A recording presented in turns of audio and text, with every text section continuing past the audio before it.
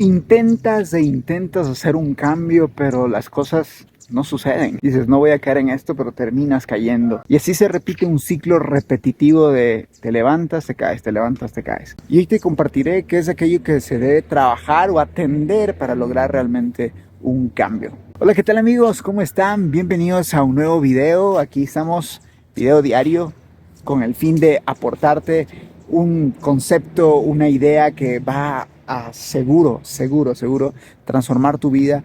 Ya sé que ya lo sabías o puede ser que no lo sabías, entonces esta va a ser una muy buena oportunidad para recordar o para aprender algo nuevo. Así que hoy, mientras estaba en el proceso de estudio, estábamos, revisando, ¿no? Que realmente los cambios que uno quiere lograr en nuestra vida, no se trata nada más de cambiar lo que hacemos, es decir, las acciones.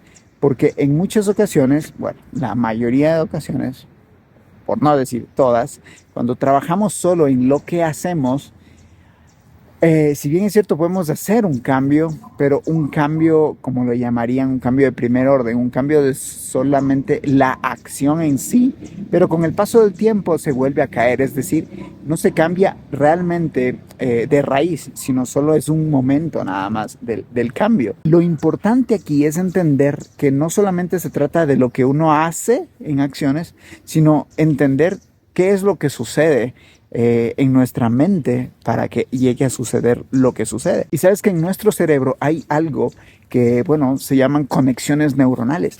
Y esas conexiones neuronales son como caminos que poco a poco se van conduciendo a medida que uno repite una acción. Y eso responde a que, por ejemplo, cuando alguien está aprendiendo a tocar un instrumento, inicialmente se hace todo muy complicado, muy difícil. Y te digo porque cuando aprendí guitarra, me acuerdo que no podía poner bien los dedos, no podía hacer las cosas como eran correctas. En fin, era todo un proceso de trabajo de mucha fuerza. ¿Y por qué estaba pasando eso? Porque en mi cerebro estaban empezando a construirse nuevas vías neuronales. Es decir, estaba construyendo algo nuevo. Y cuando empezamos a construir algo nuevo, pues básicamente es empezar de cero. Pero resulta que a medida que uno hace el trabajo que tiene que hacer, por ejemplo, en el caso de aprender guitarra, ¿no? Sigues las tareas de tu profesor, te pone a practicar ciertos acordes, las posiciones de tus dedos, cómo se debe tocar correctamente, en fin. Todo eso es como una instrucción que uno tiene y lo que uno tiene que ejecutar es la práctica. Pero a medida que uno va, hace y hace, practica, practica y practica, en nuestro cerebro se empiezan a crear nuevas conexiones neuronales. Por lo tanto, esas nuevas conexiones neuronales, a medida que uno más hace algo, esas conexiones es como un camino, es como un camino en el que inicialmente, digamos que es un camino donde hay todo está cubierto de césped.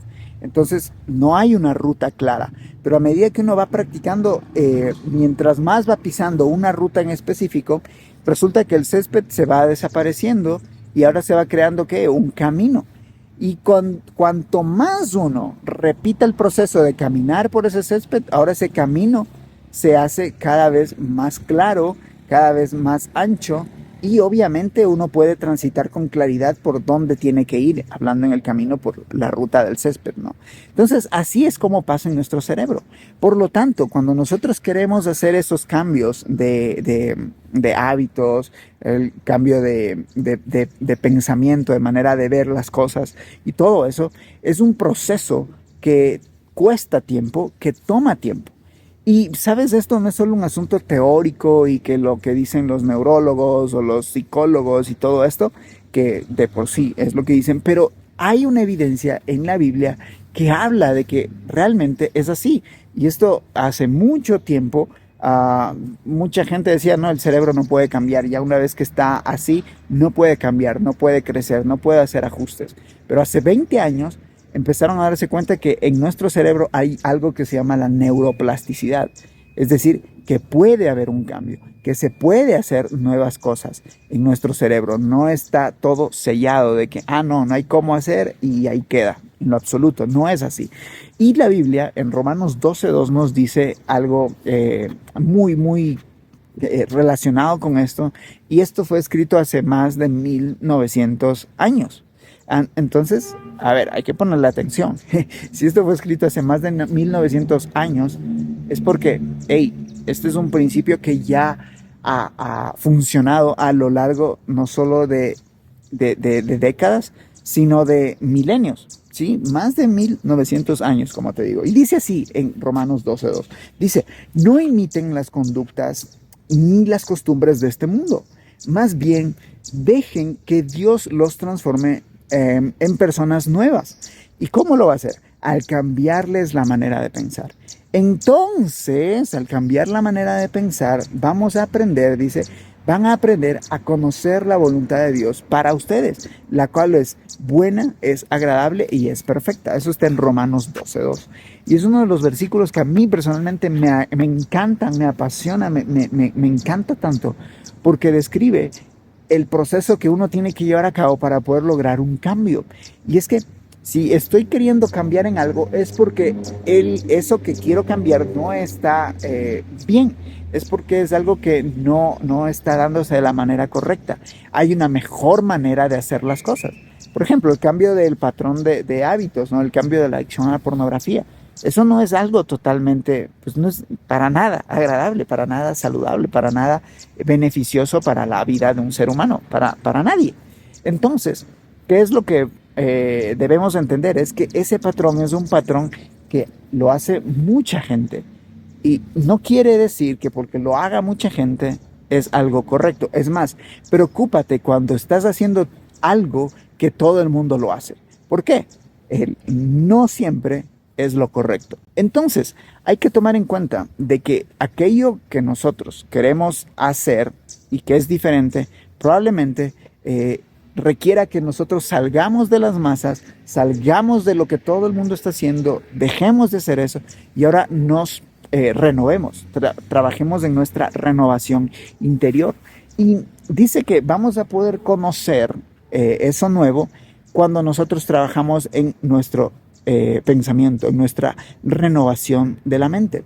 Y eso se trata básicamente de empezar a ingresar a nuestra mente nuevas ideas, nuevos pensamientos. Y para poder ingresar nuevos pensamientos necesitamos llevar a cabo un conjunto de prácticas. Por ejemplo, si quiero conocer qué es lo que Dios dice, cuál es el pensamiento de Dios sobre el amor, necesito empezar a leer la palabra sobre qué es el amor, sobre cómo es el amor que Dios desea que nosotros vivamos, tanto en nuestra relación de pareja, tanto en nuestra relación con nuestros seres queridos, con nuestra familia, tanto en nuestra relación con nosotros mismos. El mundo dice un montón de cosas sobre lo que es el amor, pero no necesariamente es lo correcto. Lo correcto y lo mejor siempre, siempre, siempre va a venir de lo que Dios dice sobre, en este caso, sobre el amor. Y así de todas las cosas. Por ejemplo, si quieres aprender a saber cómo enfrentar una tentación, pues puedes ir y buscar en la Biblia cómo enfrentaron las tentaciones los hombres de Dios. Un ejemplo que me encanta mucho es el ejemplo de José. José era un hombre que estaba buscando ser íntegro y no solo buscaba ser íntegro, sino que era íntegro, era bueno en lo que hacía, era un hombre totalmente a carta cabal, hacía las cosas de manera correcta, al punto de que, bueno, él llegó a administrar propiedades del gobierno y llegó un momento donde antes de que llegue a ese punto de ser un gobernante o que sea la mano derecha de un gobernante, él pues fue tentado por una mujer. Y esta mujer primero, era una mujer que no era de él, no era su esposa. Por lo tanto, pues era una tentación, ¿no? Aparte de eso, era una mujer que ya estaba con un esposo, ya tenía esposo. Seguramente no era una mujer fea, era una mujer bonita. Entonces, él fue tentado por esa mujer. La mujer quiso, hey, vamos, quiero estar contigo.